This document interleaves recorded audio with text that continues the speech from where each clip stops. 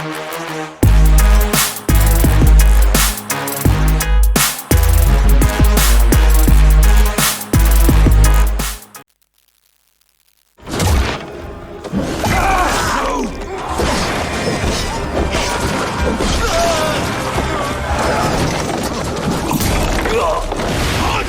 everyone, welcome to the Ubisoft Forward post show. My name is Yusuf McGeed, and this is Assassin's Creed Valhalla. We're going to take a deep dive into about 30 minutes of gameplay, and we're joined by a very special guest here. Hey everyone, this is Philippe Bergeron, otherwise known as Phyz. I am the quest director on Assassin's Creed Valhalla. So Phyz, we're setting up here for what looks like an epic encounter. Tell us exactly what's going on here. Yeah, so here we're midway through the quest that we're showing for Ubi Forward. Here we're looking at the assault of Berg Castle.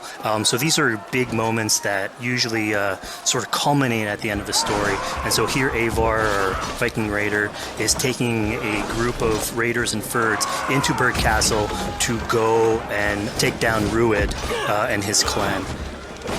So who exactly is Rued, and why does Eivor sort of want to pick a fight with him? Basically, Rued comes into play about halfway through this story arc, where at the beginning of the arc, this is something that happens before, Rued basically caused a lot of turmoil within the territory, and Oswald, who's the sort of elderman to inherit this territory, needs your help to take him down. Oswald having just been defeated in a previous quest, and so here this is revenge, but also accomplishing your ultimate goal. So Phyz, as you're talking, we're seeing some of the combat of Valhalla. Can you tell us a little bit about the changes to combat this time around? We wanted to basically add a lot of new mechanics to it. So we added like some dual wielding for the player, like a stun system in there. And we really needed to do this to sort of portray that sort of the brutality that comes with being a Viking in this day and age. So it sort of fits into that the time and the character.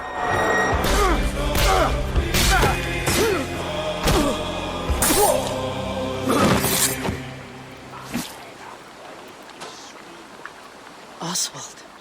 He lives. Oswald lives! Eivor, is that you? Shut your arse, twig spine. Here, Eivor has taken her entire army through the assault, and finally it's revealed that our Elderman, our ally, Oswald, is still alive, and Rued has him captive. So this is what it comes to, Wolfkist? 2 Danes fighting over a filthy Saxon whoreson?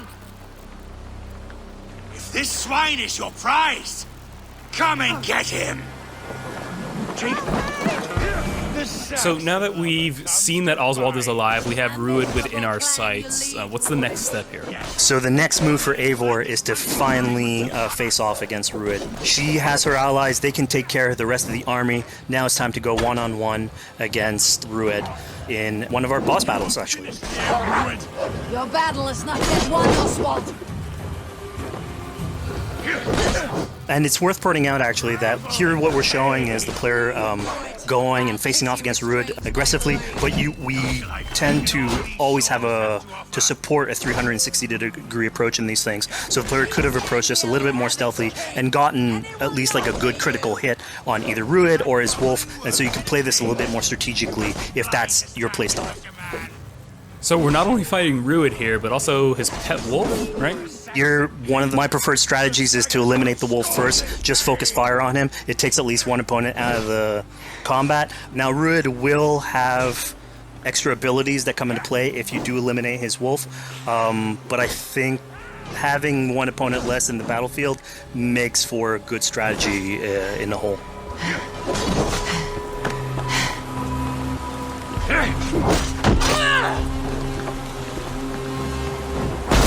Your efforts. Only the cold dark of Niflheim awaits you. Valhalla is my destiny.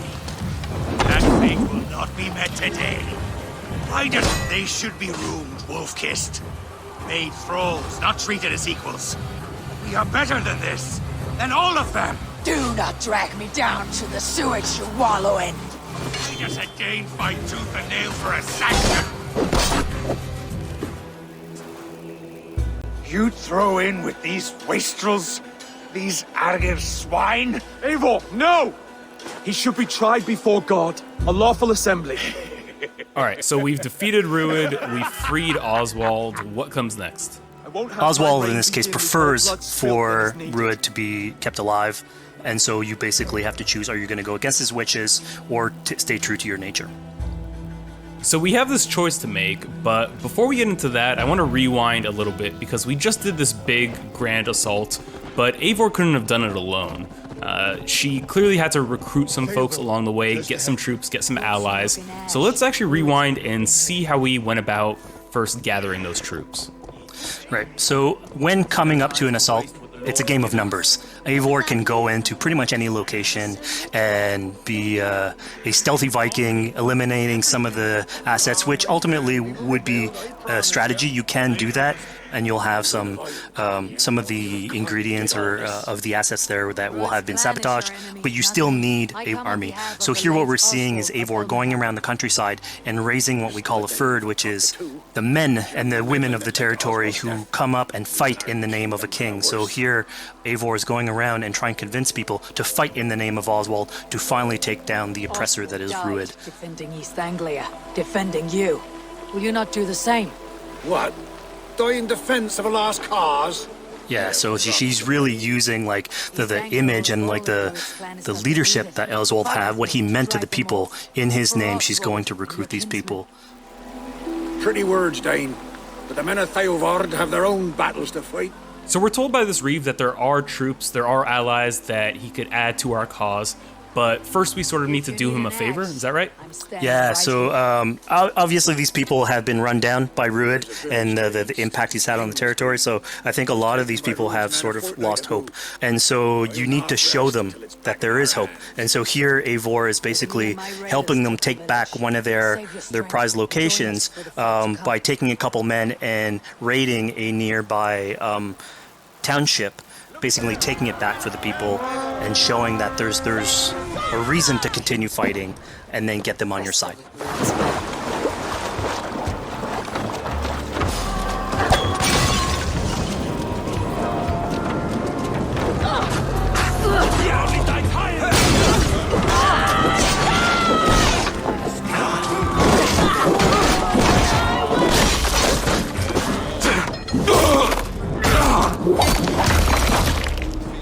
When Eivor does this, obviously you have access to a full suite of abilities. So again, the improvements that we've done to the fight system, you have some brutal axe throwing in there. You have archery or like range combat abilities in there as well. So really, again, like depending on what your playstyle is, you can customize your loadout and go in there how you wish.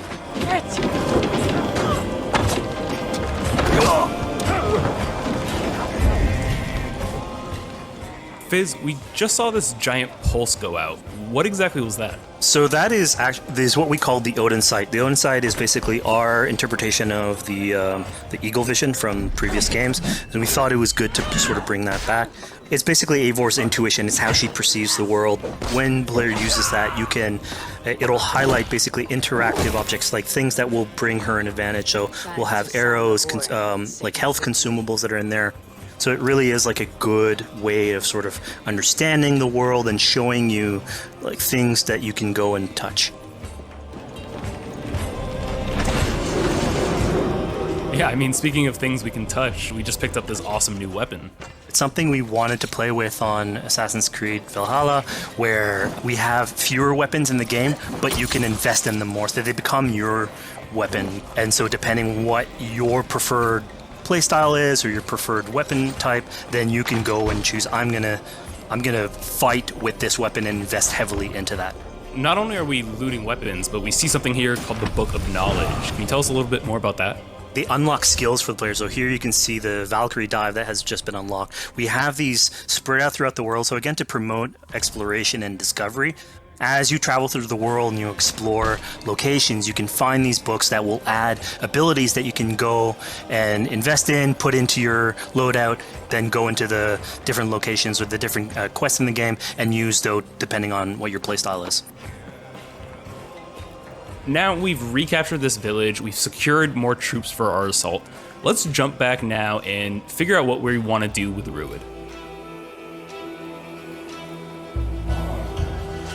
The rightful king of East Anglia has spared your life today, and so it will be.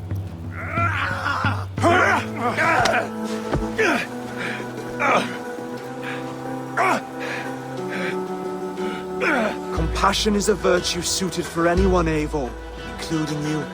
Thank you. Eivor decided to let him live. Ruud is really angry about that. Being a Norse Viking, being put to the death in battle is your road to Valhalla, so he was basically denied access to Valhalla in this situation. Obviously, all of these decisions come into play later on in the game, so we have very difficult decisions for the player to make. We didn't want to have easy decisions. Yeah, you know, when I was playing, I decided to listen to Oswald and spare Ruud's life, but what exactly is the relationship like between Eivor and Oswald? So the relationship between Eivor and Oswald is an alliance. It's basically Eivor is surrounded by territories that initially getting into England are hostile towards her, and obviously if you want to set up a new settlement, you want to make sure that your neighbor is friendly. So here in East Anglia, Oswald is the man for the job, where putting him into a position of power would help her sort of secure her territory. So earlier on to the territory, Eivor comes in here, meets Oswald. The problems he had with Ruud are sort of put to light, and going through the arc, you basically help him deal with Ruud and aligning basically Danes with Saxons in one territory. So, Phyz, we've completed the assault, we've gotten our hands dirty with some combat, taken down Ruud. We have this big open region of East Anglia, so before we head off to Oswald's wedding, what do you say we head out, have some fun, and see what we can get into in the open world? That sounds great. So we see a cat here with a speech bubble above it, and you best believe if you let me talk to a cat, I'm gonna talk to a cat. Yeah, these are some of our some of my favorite moments actually in the game, where we put out a whole bunch of events throughout the territory. And it sort of rewards, again, exploration, going around. It's a chance for us also to sort of showcase a different side of Eivor. A lot of the quests sort of deal more with like politics and warfare, and this shows a slightly more human nature to her. So it permits us to explore that character a little bit more.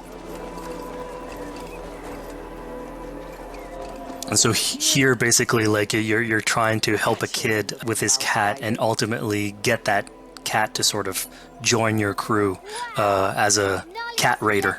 You just said cat raider way too casually. You're telling me I could have a cat Viking raider on my longship? That's exactly what I'm telling you. Oh my god, yes, I love it. Perfect. So yeah, as you're riding around the rivers of England, you would see a cat basically walking around your longship, keeping your Viking raiders company. You know, speaking of the Viking longship, we're seeing some of that gameplay here now. Can you talk a little bit about how that works and functions in Valhalla? Yeah, so starting out on this project, I think the Viking longship is one of the biggest images that we all have when we think about Vikings in our game. And so Vikings had this awesome design for a longship that had a very shallow hull, so it permitted them to go very far inland very quickly, and you could basically disembark Viking raiders like on pretty much any shore. We added that into the game, where you can basically sail up to any location and then just decide to disembark with your guys and raid a location, loot all its treasure, get back in the ship, and then continue sailing down the river to your next opportunity. So I know past Assassin's Creed games allowed for songs and things like that to be sung on ships. Will Valhalla have a similar version of that? Yeah, so this is something we actually wanted the crew of your ship to become like your home away from home. So we added stories and songs into the ship. So basically, as the player is going around, you could decide to have your skald sort of sing a song for you as you row down the river. But you can also decide, depending on who the raiders are in your ship, to hear more about their life. So you can actually queue up stories, and they'll give you a little bit more background on who they are. So you get to know your sort of fighters as you're traveling around the world, which is a cool moment. So here we're seeing a bit of a different view. What exactly are we looking at? We had this on previous Assassins, where you would like ride on your horse, and you could pull out, have the horse sort of follow the track. We have a similar thing for the ship, where you can put up your sails. It's cruise control for the ship, so you can pull back, take in the scenery, listen to some songs or some stories, and just take it all in.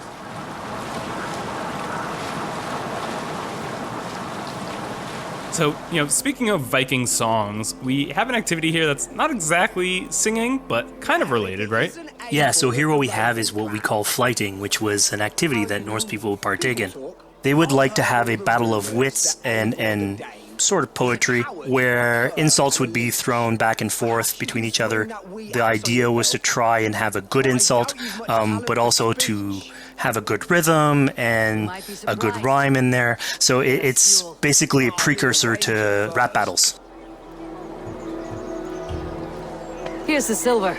Now begin. To all those whom I speak, they say Eivor's a clod. Then you're speaking to fools and their knowledge is flawed. Well, How exactly do you go about being successful in one of these? The trick behind a good flight was to choose the right insult, identifying the right cadence, and then trying to find what rhymed the best. I'm known for my might. interesting. Silent whispers all claim that you're terribly dense.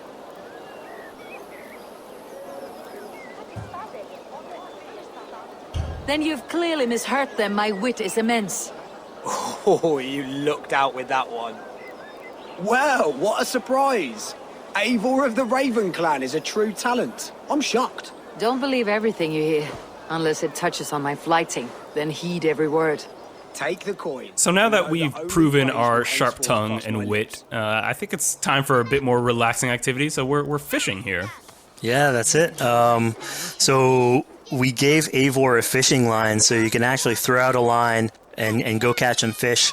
This is used basically to play into our new health loop, where the player will lose health in the world, and it doesn't automatically regenerate like we would have in the past. So you actually have to go out and get some supplies. So you'll find mushrooms and some food that you can gather. But here, like you can also catch some fish and consume that to regain some health. We also will sometimes have it in certain quests. So it's a good way to sort of chill out on the side of the water and just, again, take it all in.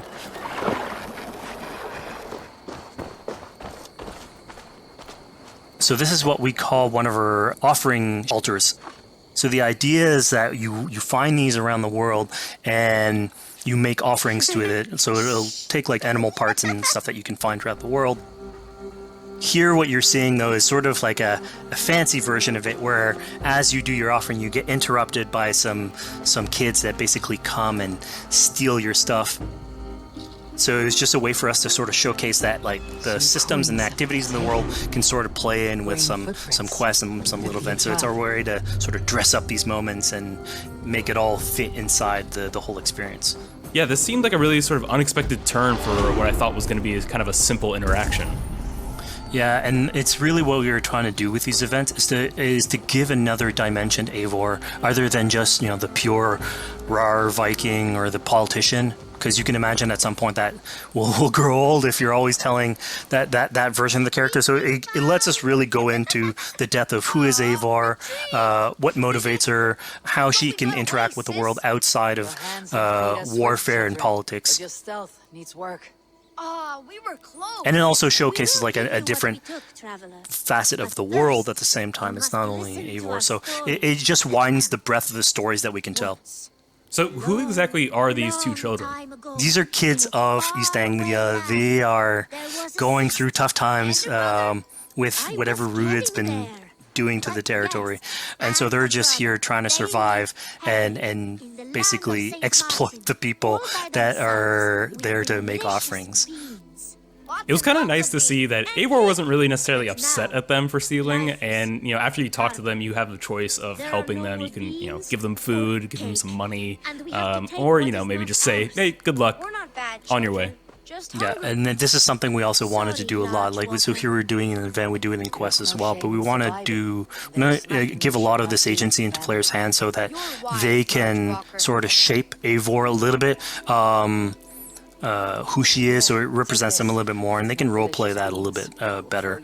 And again, it just gives her like a little bit more humanity in these moments. What large walkers should do. Provide for small walkers.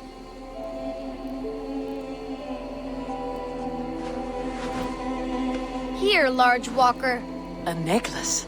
Yes, it's a St. Martin seal. You're welcome here anytime, large walker. You're one of us now. Visit us, okay? I will. Take care now, small green walkers. So I think AC veterans might recognize this here, but what exactly is Eivor chasing down? Yeah, so here you're seeing Eivor running down one of our tattoo images. So this is challenging the player on free run abilities, but also for fans of the series, sort of pulling at their heartstrings for some beloved features.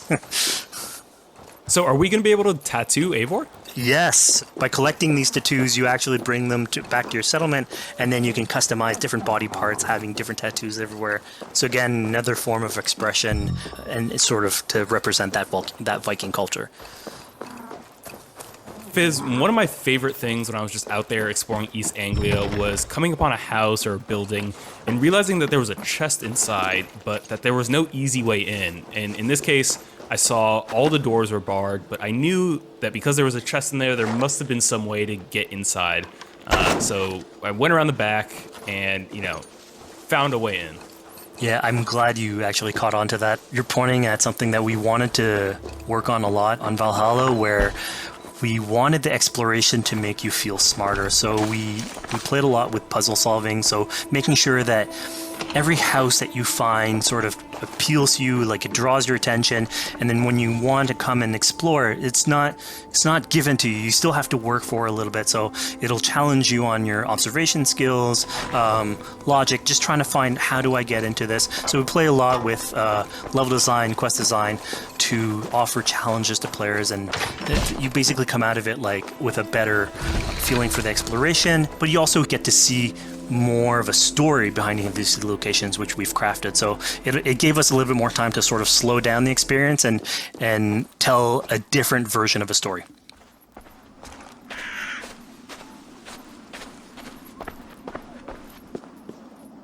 A poor victim of someone's fury.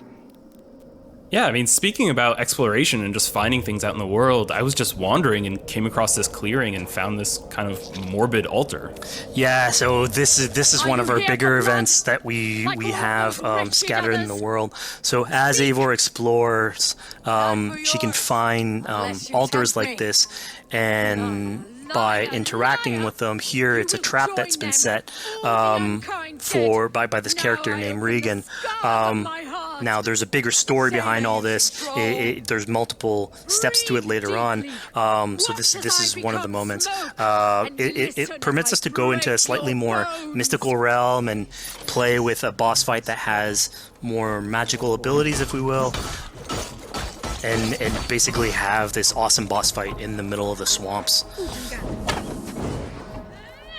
And so here the abilities that you see Reagan using are a little bit on the mystical side of things. What's happening is Eivor at the beginning of that trap is poisoned, and so she starts sort of hallucinating, seeing the world in a sort of different light and filter. And so that's sort of what lets us go into the realm of the weird. My rage, spirit of my father's rage, fill me!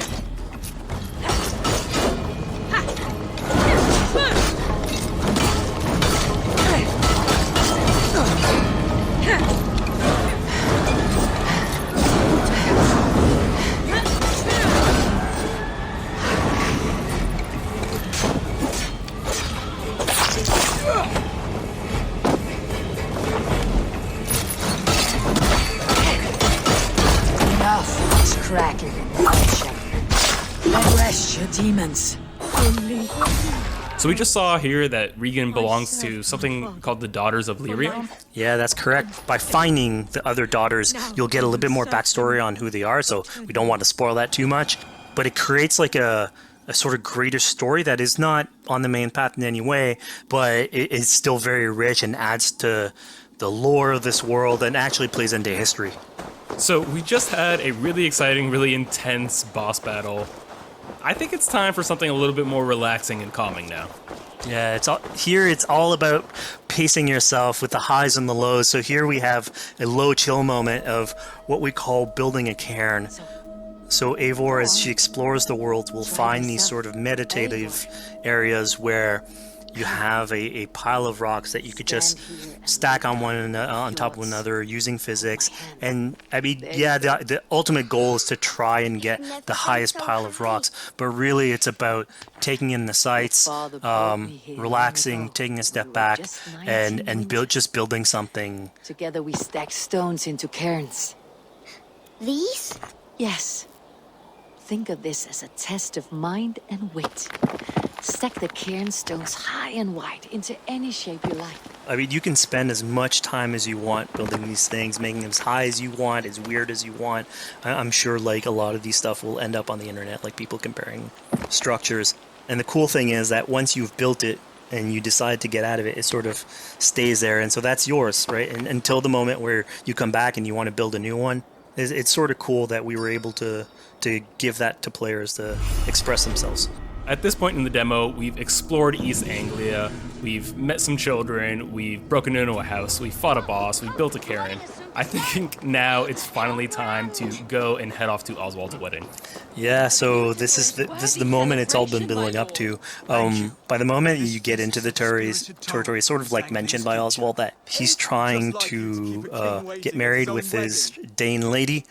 And so as you go through the arc, that's sort of like the underlying thread. Really, it's about Rued creating turmoil in the territory and helping Oswald sort of get above that and show that he's a good leader. And so you finally, after going through all of that arc, finally get these two together, go through their wedding, and you're invited to attend the ceremony. And then all the activities and fun times that comes afterwards. Yeah, as much as we've seen the brutal side of England, it's nice to see, the joyous side of it as well. Yeah, and it's something we really wanted to play on in Valhalla, where being a Viking is not only about being a raider or a warrior. I mean, there's revelry, there's feasting, there's partying that goes, and like if someone knows how to party, it's a Viking.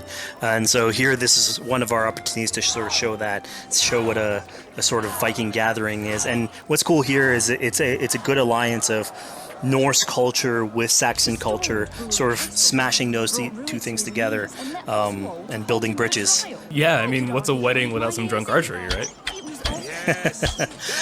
Yeah, so like, anything can happen in a Viking event, right? Eivor, yeah, here, just get drunk and shoot some arrows. Barely a challenge. Steady all, and ready yourself for the wedding race. The king and his bride against all! My king! He... So here we see the decision I made to spare Rued came back to bite us. Yep, that's the decision you made, coming back. So as we said before, all of your decisions have consequences, and this is a big one. I challenge you. I accept. You're basically presented with the option to sort of step in for Oswald, fight the fight for him, or let him go and fight his own fight. Yeah, personally, I chose to fight myself because I thought Eivor is the type of person who likes to finish what she started. Plank by plank, and a dead king cannot keep his oaths. Let me finish this. Oswald, you gutless Arya swine! I'll slay the wolf-kissed, then hang you with your own tongue. How does this encounter with Rued differ from our previous fight with him? So at this point, you've eliminated his wolf, so it's just him. And so he's angry at this point, and so he will start using his big gun abilities like fairly earlier on in the fight. So it's way more vicious, way faster. There's less strategy. He goes literally swords blazing at you. And so this is a fight to the death.